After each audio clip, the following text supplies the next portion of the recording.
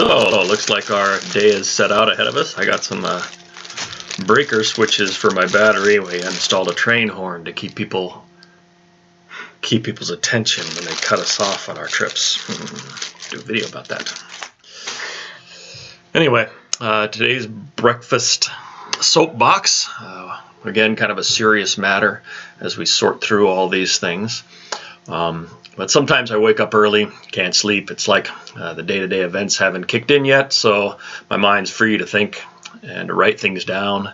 And presently that time's kind of taken up with untangling this mess that we've been in with the congregation.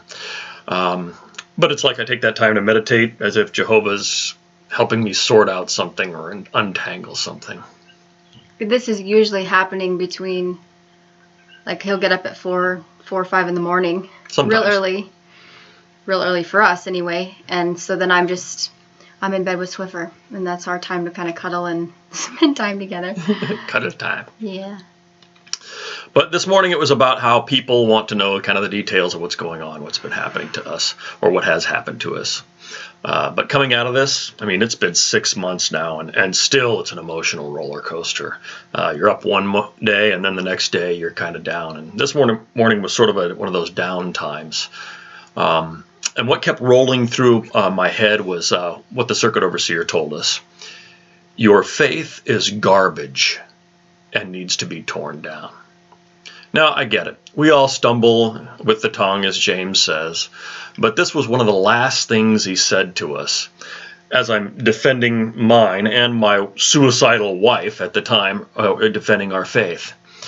Now, I don't care what the context is. These are the words of a spiritual shepherd, supposedly personally hand-selected by the governing body, the faithful slave? But the context was, during our last discussion, I said to him, when I came into the truth, and he interrupted and he asked, what do you mean, the truth? I was kind of perplexed. I really didn't understand the question at the moment, because to me it was like Pilate asking, what is truth? Because to me it's simple. Truth is a composite of individual biblical truths as bricks of truth that make up the building of your spiritual house of faith. So all of those individual truths that you accepted and can prove from the Bible make up a composite truth. But now I understand that they view the truth as the religion and whatever they say as being the truth. I remember having this debate with an elder once. He said in this course of conversation that whatever we were discussing was present truth. I mean, what the heck does that mean? Present truth. Do you just mindlessly repeat these coin phrases that come from up the ladder? It's either true or it isn't true. Proverbs 30 verse 6 says, don't go beyond what God says or he'll prove you a liar. If you believe a truth today that contrasts with something that was yesterday's truth wasn't true at all. It's not an old present truth. Humbly recognize it's false. If you know it's not true now, then it wasn't true then either. So I responded to that CO. Truth. John 4:23 and 24. Truth. And then I continued in a statement that I told him several times before. When we got baptized, the brother said, you are dedicating yourself not to a man, a group of men, an organization, or a work. And he cuts me off in the middle of that, and he says, there you go again. I said, I'm just trying to express our faith to you. That's when he says, before my crying suicidal wife, your faith is garbage and needs to be torn down.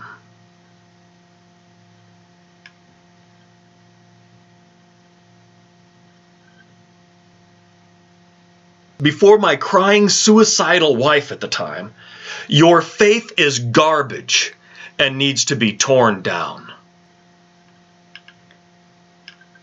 Now, I've heard some ignorant, hurtful things come out of those taking the lead, and each one of these could be a video on its own. I asked a CO once for scriptural proof on some dogmatic statement he made, and he responds with, what is this, Satan's organization that I have to show you a scripture? Excuse me? How's that scripture in 1 Peter 3:15 go? Once at a convention, a district overseer says at a meeting, "You brothers don't worry about getting married. You go to Bethel, and we'll have those sisters lined up for you like cordwood." I walked out while elders were laughing. But for us personally, the most hurtful, "Your faith is garbage and needs to be torn down," that just takes the cake.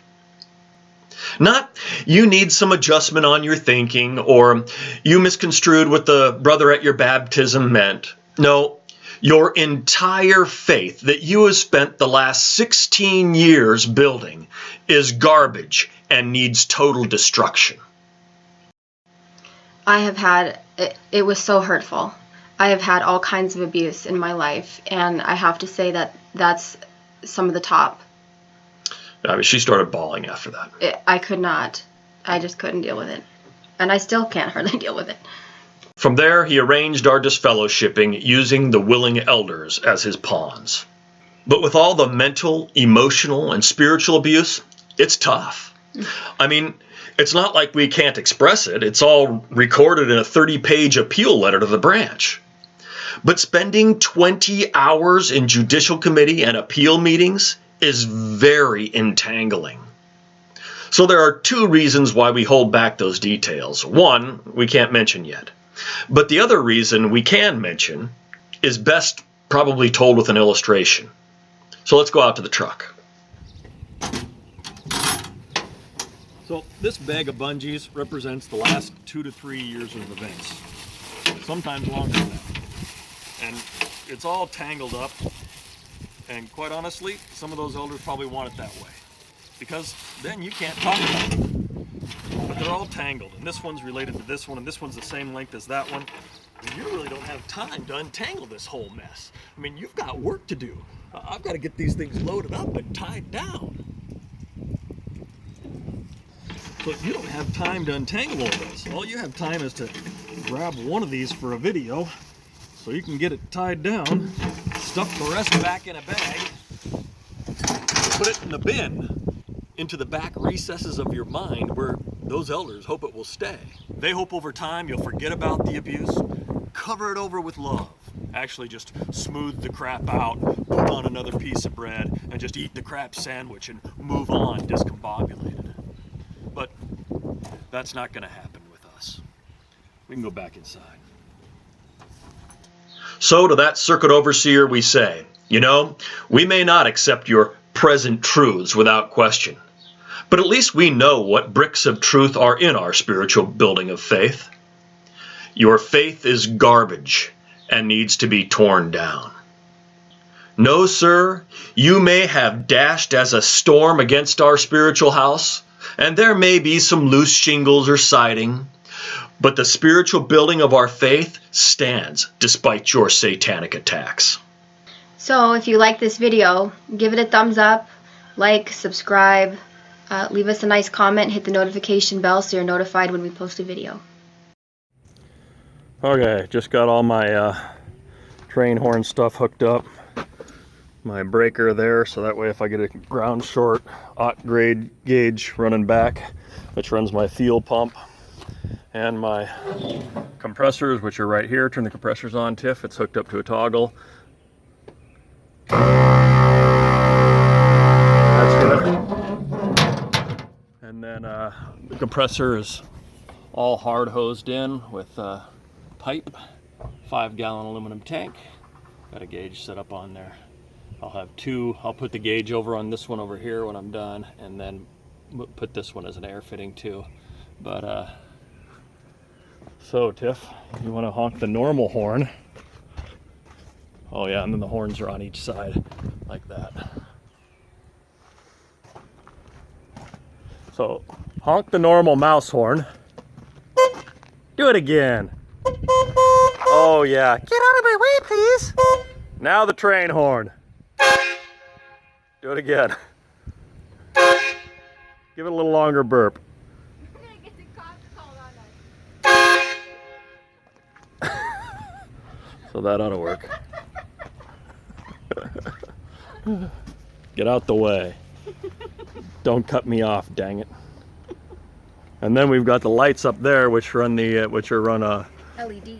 LED in their strobe. So we had somebody cut in front of us once, and we turned those on and strobed him. Bright. There you go, yellow strobe and white strobe. So that horn goes off, and I can feel it in my heart. God, I hope you never have to use that thing, because it is loud. Good, suckers. It is so loud. I mean, you know what's gonna happen is somebody's gonna cut you off. You blast your horn, and then they're gonna wreck. Heart attack, and then die, and then we'll hit them, and it will be our fault. And then I got my Centromatic wheel balancers on back there, if you know what those are. So that way I can mount my own tires and have them balanced good without having to go through a big hassle of balancing these big old wheels and tires. So, because these are 19 and a halfs. Are you still alive? Pretty cool.